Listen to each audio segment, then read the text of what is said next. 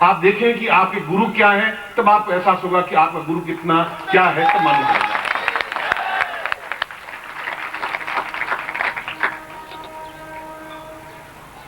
इसलिए अपूर्ण व्यक्ति पूर्णता को नहीं पहचान सकता, और पूर्ण व्यक्ति दूसरों को पूर्ण बनाने की कोशिश करता रहता है। जो अपूर्ण है वह दूसरों को भी अपूर्ण ही समझता है। चोर दूसरों को चोर ही समझेगा, बीड़ी पीने वाला दूसरों को बीड़ी पीने वाला समझेगा ही। सर बीड़ी पीता जरूर होगा, बाथरूम में पीता होगा, पर पीता जरूर। हमारे सामने तुम भले मुंह धो के क्या हुआ, वो एक डाउटफुल बना ही रहता है वो, क्योंकि अपूर्ण पूर्णता को नहीं पहचान सकता। आप गुरु को नहीं पहचान सकते, क्यों? जब तक आप अपूर्ण हैं, और जब आप पूर्ण बनेंगे तो आप सांस मेरे बिना ले ही नहीं सकते, संभव नहीं है, हो ही नहीं सकता।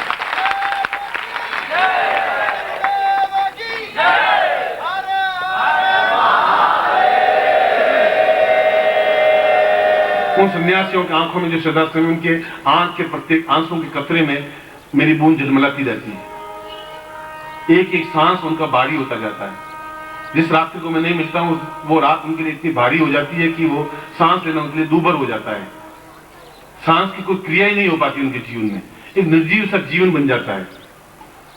और जब मिलते हैं तो ऐसा लगता है कि जैसे बहुत अतृप्त व्यक्ति पूर्ण तृप्त अनुभव करने लगा, चाहे 5 मिनट मिले, चाहे आधा घंटा मिले, मगर प्यास बुझती ही नहीं। इसलिए व्यक्ति के जीवन में सबसे पहला और महत्वपूर्ण व्यक्तित्व यह है कि वह दूसरों को पूर्ण रूप से प्रभावित करने की क्षमता प्राप्त करे। आप किसी के पास जाएं तो फर्स्ट इंप्रेशन आपका एकदम से ऐसा हो कि सामने वाला आंख झुक जाए। साइकोलॉजी में एक कहावत है, एक तथ्य है कि आप किसी की आंख में आंख झांक करके देखिए, जिसकी आंख थोड़ी सी झुकी वो डाउन हो गया। आप में आंख मिलाने की ताकत होनी चाहिए, चाहे आपका अधिकारी है, चाहे आपका प्रेमी है, चाहे आपका प्रेमिका है। बिल्कुल आप वो देखें, आप दो टुक साफ देखें, जिसकी आंख झपकी वो डाउन हुआ, आपसे नीचे झुका। आपकी आंख में वो तेज होना चाहिए, और वह तेज और वह मुस्कुराहट राम की, और वह कृष्ण की चितवन, और वह शंकराचार्य का एक दर्प युक्त शब्द बोलने की क्षमता, और वह राधा का रूप यौवन सौंदर्य, ये सब कुछ एक ही जगह सम्मिलित होने पर, एक ही जगह एकत्र होने पर सर्वांगपूर्ण बन सकता है। और इस सर्वांगपूर्णता को सम्मोहन कहते हैं। सम्मोहन का मतलब दूसरों को तो वो अपने अधीन करता ही है, इन सब पशुओं को भी करता है, मगर वो अपने आप में अपने आप को देखकर सम्मोहित हो जाता है। फिर गुरु आपको रोक नहीं सकते, क्योंकि वह खुद चुंबक की तरह आपकी तरफ खींच जाता है। चाहे गुरु है तो मनुष्य ही, आपके चेहरे पर वो क्षमता आ जाती है। देखते ही आदमी भूलता नहीं कि साल भर पहले ये मिला था मुझे, बहुत कमाल, क्या बात करने की कला थी, बस ट्रेन में मिला था, मगर 5 मिनट में ही एकदम से क्या कर दिया भगवान जाने। या वह लड़की मिली और वापिस जिंदगी मिली नहीं, मगर एक 5 मिनट में ही मैं आपको भूला ही नहीं हूं, भूल भी नहीं सकूंगा। ये क्या है, 5 मिनट में क्या है? उसके चेहरे पर कुछ ऐसा आकर्षण, कुछ ऐसा लावण्य, उस व्यक्ति में बोलने की कुछ क्षमता, कुछ ऐसी चीज थी जो सामने वाले को पूर्ण रूप से हृदय को स्पर्श करती हुई चली गई। कृष्ण में और क्या था? काला तो शरीर था, और बहुत लंबाई लिए हुए था नहीं, और जेल में पैदा हुआ, और अपने माँ बाप के साथ रह ही नहीं पाया, नंद के यहां पला, और बचपन से ही मौत को और वगासुर अकासुर को लड़ता रहा, जूझता रहा, और खुल करके गोपियों से प्रेम करता रहा। लोग उसको मतलब चोर कहते रहे, माखन चोर कहते रहे, और कुछ शब्द बोलते रहे। और मथुरा गया तो उसको रणछोड़ शब्द से गाली दी गई, तुम युद्ध छोड़ के भागने वाले, रण छोड़ के भागने वाले। ये सारे गलत शब्द उसके साथ लगने पर भी उसको सर्वांगपूर्ण इसलिए कहा गया कि उनके चेहरे पर एक सम्मोहन था। देखता तो कंस भी एक क्षण रुक गया। कृष्ण ने कहा कि क्या युद्ध करूं इससे, और वो 10 मिनट कृष्ण के लिए बहुत अधिक महत्वपूर्ण थे। दुर्योधन सामने आया, कृष्ण ने एक क्षण देखा, देखते ही उसके हाथ से गदा छूट गई दुर्योधन की। उसने कहा कि ऐसा सौंदर्य, ऐसा पौरुषत्व तो देखा ही नहीं मैंने, और युद्ध ही नहीं कर सका वो। भीष्म अपने आप में हाथ जोड़ के खड़े ही हो गए। रुक्मिणी ने कहा कि मैं अगर शादी करूंगी तो केवल इस व्यक्ति से ही करूंगी, और कोई व्यक्ति मेरी आंखों में आ ही नहीं सकता। ये सब क्या था? ये था एक सम्मोहन, दूसरों को वश में करने की कला और मनुष्य विजय प्राप्त करने के लिए 75% तो उसका एक व्यक्तित्व, उसका एक सम्मोहन सामने वाले को प्रभावित कर देता है या संसार में विजय प्राप्त कर लेता है। आप संसार में विजय प्राप्त करना चाहते हैं, आप चाहते हैं मैं नौकरी प्रमोशन प्राप्त करूं, आप चाहते हैं कि मैं अपने घर में प्रेम बहाऊं, आप चाहते हैं घर वाले आपका कहना माने, आप चाहते हैं कि आपके पास एक असीमित सौंदर्य हो, आप चाहते हैं कि आपकी बातचीत में कला हो, एक ऐसा हो अपने आप स्वतः प्रस्फुटित हो। उसके लिए कोई कॉलेज में ट्रेनिंग नहीं होती कि चेहरा को सुंदर बनाने की कोई ट्रेनिंग नहीं होती। ब्यूटी पार्लर से चेहरा सुंदर नहीं बनता, बनता तो फिर ब्यूटी पार्लर वाली नौकरी करती क्यों? काट की दुकान खोल के बैठती, काट ले चेहरा पोतती, उससे क्या होता? वो थोड़ा पसीना आया नहीं वो और 10-15 झुर्रियां और चेहरे पड़ जाएंगी, बस पसीने खड़ा कर दो उनको मालूम पड़ जाए। और किसी लड़की को देखना सुबह 6 बजे जाके देख लीजिए, बहन से भी गई बीती नजर आएगी आपको।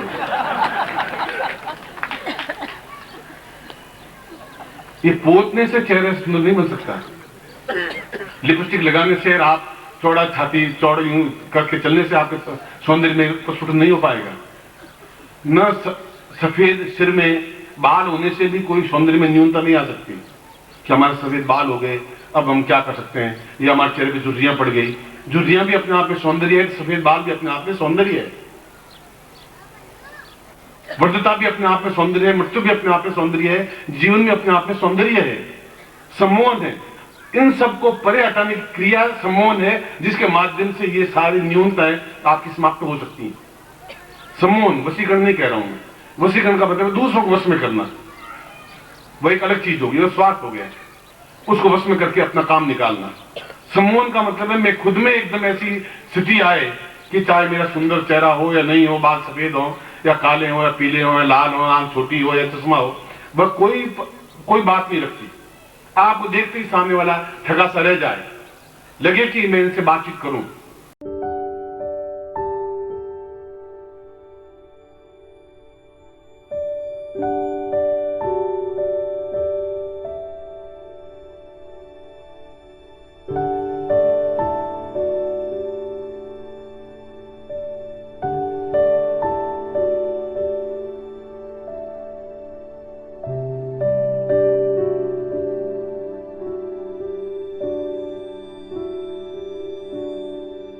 लगे कि इनके पास बैठूं, लगे कि उस कृष्ण की चित्र देखती रहूं या देखता रहूं।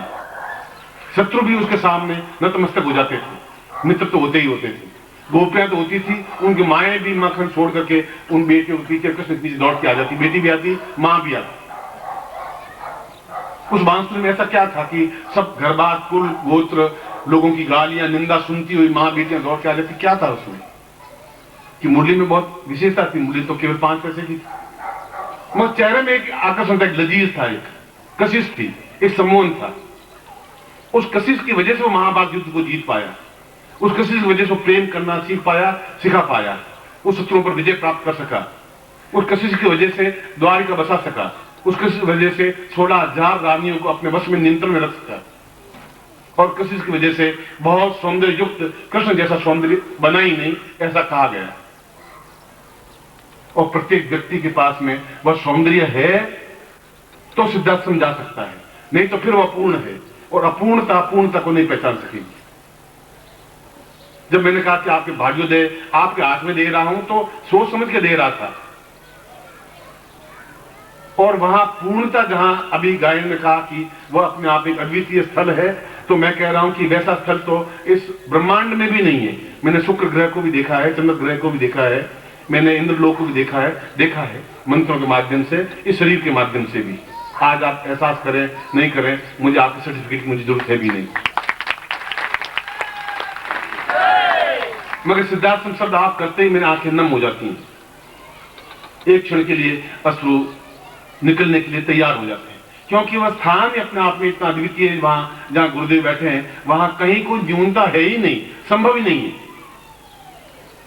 वहां कृष्ण खुद विचरण करते हुए आपको दिखाई देंगे, वहां देवता विचरण करते हुए दिखाई देंगे, वहां हजारों हजारों सन्यासियों के पास बैठने से अपूर्व शांति, तृप्ति, आनंद महसूस होगा। जहां एक तरफ नृत्य है, गान है, अप्सराएं, एक तरफ सन्यासी है, योगी है, यति है, एक तरफ सिद्ध योगा झील है जहां मृत्यु और वृद्धावस्था आ ही नहीं सकती। वो अपने आप में किसी दृष्टि से न्यून है ही नहीं, और आप किसी दृष्टि से पूर्ण है ही नहीं।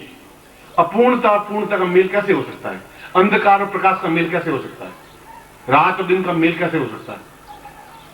आप अपने आप को सौंदर्यवान समझ रहे हैं, मगर मेरी व्यक्तिगत राय में सौंदर्य तो कुछ और चीज है।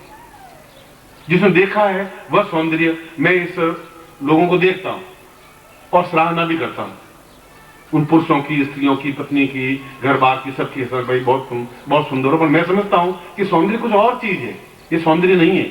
और यदि अपने आप में सम्मोहन नहीं है तो दूसरों को आप सम्मोहित करेंगे भी क्या? उन देवताओं को क्या सम्मोहित कर पाएंगे? उस सिद्धाश्रम के योगियों को सम्मोहित कैसे कर पाएंगे? एक मनुष्य धारण शरीर अंदर से पला हुआ जीव को वहां जाके मैं पूर्ण कैसे बना पाऊंगा? जो बिना अन्न के 5 दिन नहीं रह सकता, वो वहां प्राण तत्व में कैसे जा पाएगा? इस एक इंच सरकाते हुए मैं 10 मील की यात्रा कब कर पाऊंगा? वो तो संभव है नहीं। एक इंच कैसे सर पाओगे? और वो कह रहा है कि आप थोड़ा धैर्य रखिए। धैर्य का कोई एक लिमिट आनी चाहिए, कोई सीमा आनी चाहिए। 15 साल हो गए इस बात। उन सन्यासी को 3 साल के बाद में लाते मार मार करके मैं तैयार कर लेता था कि तुम पूर्ण बनना है, तुम्हें चलना है। इसलिए एक क्षण कि आप अपने भाग्य का निर्माण कर सकें, फिर एक क्षण कि आप अपने आप में पूर्ण सम्मोहित हो सकें, आप खुद अपने आप में सम्मोहित हो सकें। दूसरों को वश में करना तो बहुत आसान है, शब्दों के माध्यम से वश में कर सकते हैं और पैसे देकर के नौकर भी रख सकते हैं, वशीकरण कर सकते हैं। वह बहुत बड़ी बात नहीं है। आप में खुद में एक ऊर्जा प्रवाहित हो, आप चेहरे को देखें तो आप खुद थके से रह जाएं कि क्या ये मैं हूं क्या? वे सारे उन, चाहे कृष्ण की मुस्कुराहट चितवन हो, चाहे राम की मुस्कुराहट हो, चाहे राधा का सौंदर्य हो, चाहे शंकराचार्य का उद्घोष हो, और चाहे दूसरे का कुंडली जागरण हो, जो कुछ जीवन का प्राण तत्व हो, वो सब मिलकर के जो स्वरूप बनेंगे 32 लक्षणों से युक्त, वो सम्मोहन कहलाएगा। इसलिए कृष्ण को सम्मोहित करता कहा गया और किसी देवता को कहा ही नहीं गया। किसी का 1 या 2 अंग सुंदर बने, पूर्ण रूप से सर्वांग पूर्ण कृष्ण को ही कहा गया। कि उस अकेले व्यक्ति ने एक पूरा इतिहास बना डाला। शंकराचार्य ने पूरा इतिहास बदल दिया आर्यावर्त का। शंकराचार्य को 12 शिष्य 13 शिष्य बना ही नहीं, और 12 शिष्यों के माध्यम से भी शंकराचार्य बहुत कुछ कर गए। कृष्ण के पास में केवल 5 पांडवों का कुछ था ही नहीं, अपनी खुद की सेना को भी मरवा दिया कौरवों की तरफ मिलाकर। उसने कहा कि मैं अकेला पांडवों की तरफ होऊंगा, मेरी पूरी सेना कौरवों की तरफ होगी। उसने कहा अगर मुझे सम्मोहन है तो मैं वापिस सेना बना दूंगा, एक वीर वापिस क्षेत्र तैयार कर दूंगा। इसलिए जीवन में सर्वांग पूर्णता का सबसे पहला पाठ है अपने आप में पूर्ण सम्मोहन करता बनना, अपने आप में सम्मोहित होना, अपने नेत्रों में सम्मोहित होना। आपकी आंखों में आना कि सामने वाला एक निस्तेज हो जाए, चाहे आपका अधिकारी हो, चाहे आपका ऑफिसर हो, चाहे जनता हो, चाहे आप कुछ भी हो, चाहे आपकी पत्नी हो, चाहे आपकी प्रेमिका हो, चाहे आपकी इच्छित कोई वस्तु हो। आप देखें और आपके पीछे पीछे चले नहीं, आपकी बात माने नहीं, तो फिर तो धिक्कार है, आपके जीवन को भी धिक्कार है कि आप हुए क्या, पैदा हुए और मरने में क्या अंतर क्या रहा। जब आदमी अपने आप में मोहित हो जाता है उसको सम्मोहन कहते हैं। सम्मोहन, मैं खुद, कोई मोह नहीं, मुझे मोह न, कोई मोह नहीं है, मैं फिर भी मैं दूसरों को मोहित कर सकता हूं, और ऐसा मोहित कर सकता हूं कि एक क्षण भी मेरे बिना नहीं रह सकता, क्योंकि इतना विश्वास, कॉन्फिडेंस आ जाता है कि मैं सम्मोहन करता हूं। मेरे को विद्या नहीं है, मैं स्मृति नहीं है, हिप्नोटिज्म नहीं है, वह तो कुछ क्षण रह सकता है। शरीर अपने आप में उस सांचे में ढल जाए, और उस सांचे में ढलने के लिए सफेद बाल या नहीं बाल होना या कम होना या ज्यादा होना ये कोई मायने रखते ही नहीं। कल मैं अफसर दीक्षा दे रहा था तो मैं कुछ लोगों के बाल देखा, तो मैं 2-4 बाल है, तो मैंने कहा कि शेर के तो 4-6 बाल ही होते हैं, गीदड़ों के पूरा शरीर भरा हुआ होता है बालों से। जो शेर है उनके 2-4 बाल ही बहुत हैं, वो शेर कहलाते हैं। ऐसे गीदड़ों की तरह को मेरे बाल हैं तो क्या हुआ, और सफेद बाल हैं तो हिमालय के ऊपर पूरी सफेदी है बर्फ की, और नीचे आग धधक रही है, तुम्हारे अंदर भी आग धधक रही है, ऊपर एक सफेद बर्फ की चादर बिछी हुई है। कोई चिंता करने की जरूरत नहीं है आपको। आप अपने आप में ही भावना लिए हुए हैं कि मेरे बाल सफेद हो गए, शीशे देख रहे हैं, उसको तोड़ रहे हैं, डाई लगा रहे हैं। क्या उसको पोतने से होगा क्या, उससे क्या होगा क्या? बाल सफेद है, भैया भी सौंदर्य है, आज मैं डाई लगा दूं तो मेरी पर्सनैलिटी खत्म हो जाएगी। अब इस उम्र में आऊंगा तो बाल सफेद होंगे ही होंगे, स्वाभाविक। अब मैं उसके ऊपर पोत पात करके खड़ा हो जाऊं तो आप बोलेंगे नहीं, मगर मैं खुद अपने आप में भ्रम में होऊंगा कि ये क्या चीज है।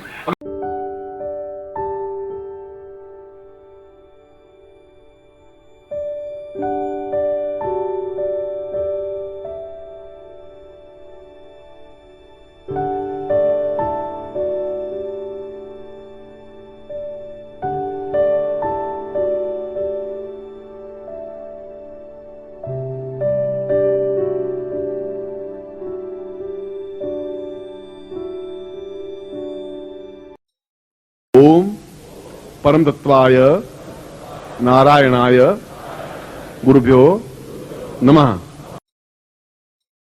ओम ह्रीं मम प्राण देह रोम प्रतिरोम चैतन्य जाग्रय ह्रीं ओम नमः।